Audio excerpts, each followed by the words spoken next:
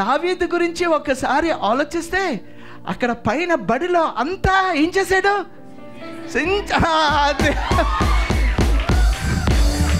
Come on now. David studied about the giants in and out. In and out. In and out.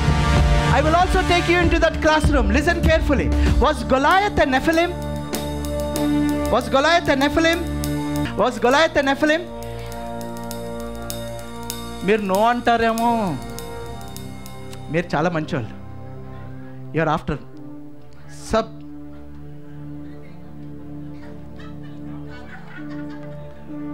You're after my heart. All right. So was Goliath a Nephilim? In Bible we know. జాగ్రత్తగా గమనించండి. ఎవరన్నా ఇక్కడ అదేంటి pastor గారు నెఫిలింలు రాక్షసులు వరదల్లో పోయారు కదా అంటే, నువ్వు ఇంకా సించలా.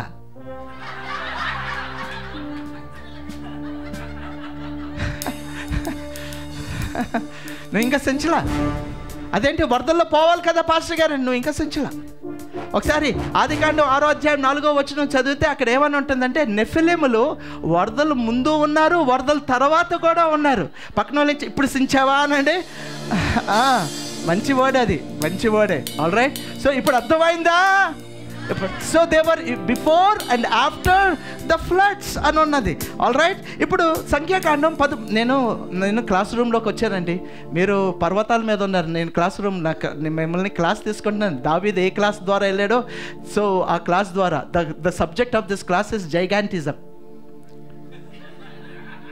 All right. రాక్షసులు సబ్జెక్ట్. తెలుగు క్లాస్ వాళ్ళకి రాక్షసులు, నెఫిలిములు. సో నెంబర్స్ సంఖ్యాకాండం 13వ అధ్యాయం 33వ వచనంలో ఏమని మనకి కనిపిస్తుంది?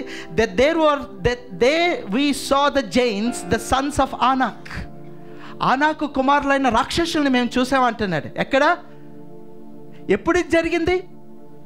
ఐగుప్తు నుంచి వీళ్ళు ప్రామిస్ ల్యాండ్కి, వాగ్దాన దేశానికి వెళ్ళినప్పుడు వీళ్ళు చూశారు. ఫ్లడ్స్ ఎప్పుడో అయిపోయినాయండి. మళ్ళీ అక్కడ రాక్షసులను ఎలాగో చూశారు అంటే, వరదల తర్వాత కూడా రాక్షసులు ఉన్నారనమాట. ఆనాకు కుమారులు which come of the giants and we were in their own sight as grasshoppers. Look at the ratio. ఒకసారి చిన్న మాట. All right. పక్కన క్లాస్ రూమ్లో ఉన్నాం అనండి. So we have to get into little details. If Jewish people average height is about 5'7" to 5'10", Jewish people are not tall people. All right. akkada tall ga kanpadtaru. If they are 5'7" and to between 5'10", grasshoppers enta ante వీళ్ళు 5'10" ఉంటే వాళ్ళే gross hoppers లాగా ఉన్నారంటే వాళ్ళ height ఎంత పెద్దగా ఉండేవాళ్ళు ఒకసారి ఆలోచిద్దాం.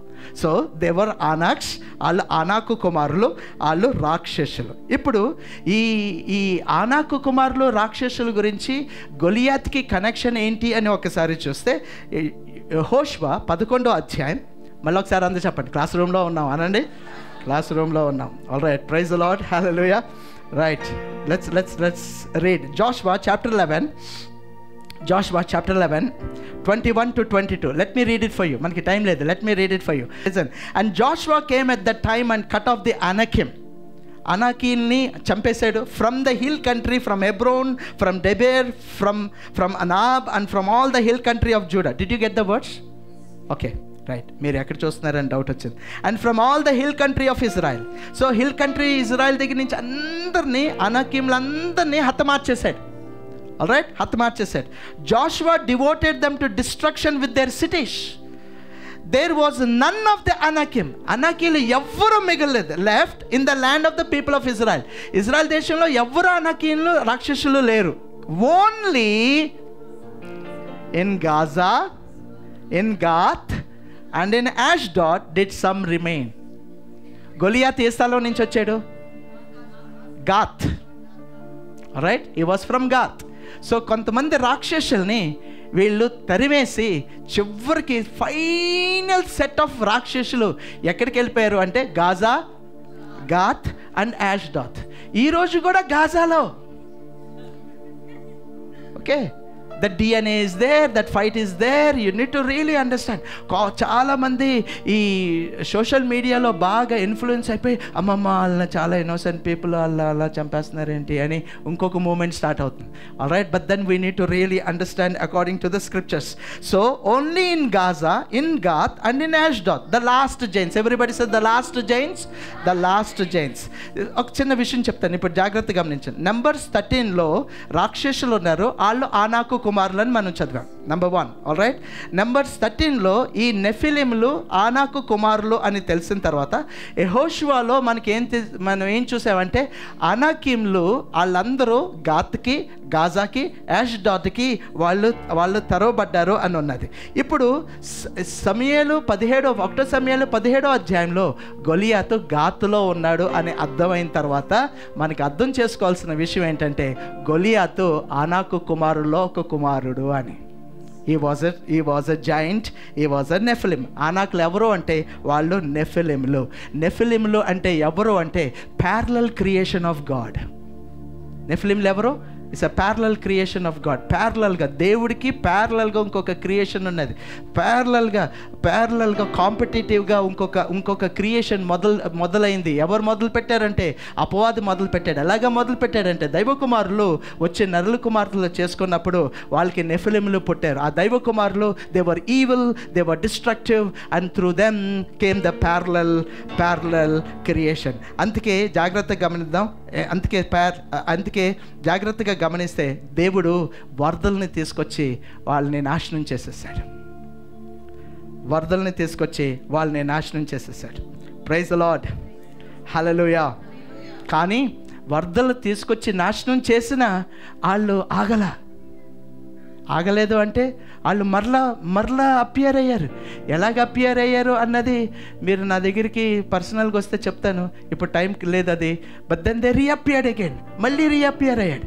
ఎప్పుడైతే రీఅపియర్ అయ్యారో వాళ్ళని ఇజ్రాయెల్ దేశస్తుల్ని పంపించి చంపేయమన్నాడు. వాళ్ళు చంపుకుంటూ యెహోషువ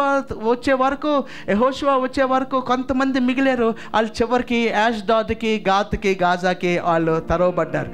and so we need to really understand that this జాగ్రత్త, ఈ లాస్ట్ జనరేషన్లో ఉన్న ఈ రాక్షసులు ఫైనల్గా గాత్కి జాగ్రత్తగా గమనించండి, గాజాకి జాగ్రత్తగా గమనించండి, అష్డోద్కి వాళ్ళు తరవబడ్డారు. And then listen carefully what actually started. అందరూ జాగ్రత్తగా గమనించి వాట్ యాక్చువల్లీ స్టార్టెడ్. ఎలాగ స్టార్ట్ అయింది అంటే దైవ కుమారులు, నరుల కుమార్తెలు, నెఫిలిములు పుట్టిన తర్వాత దేవుడు ప్రయత్నం చేశాడు.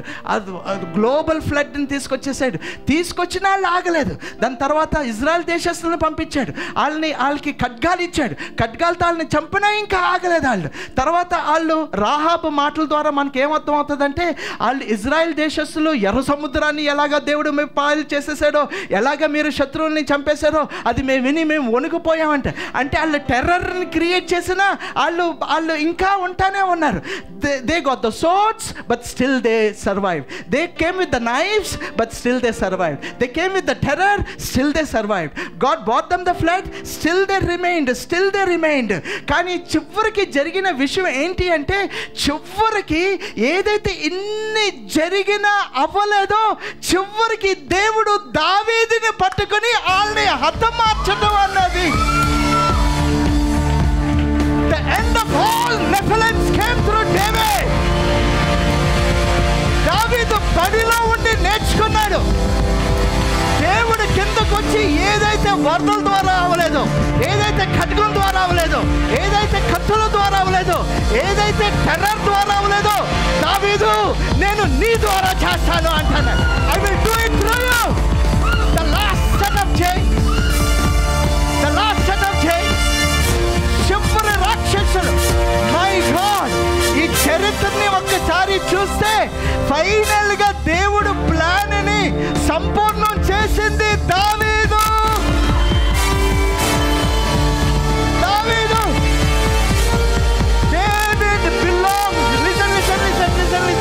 David belonged to the last generation, to complete that last generation of the giants. And I decree and declare, we belong to the last generation. My God, we belong to the last generation. నీకు కూడా చాలా విషయాలు ఉన్నాయి. దేవుడు listen, దేవుడు నిన్ను బడికి రామంటున్నాడు. ఆ బడిలో నేను నీకు నేర్పిస్తాను. ఆ బడిలో నీకు నేర్పించి నిన్ను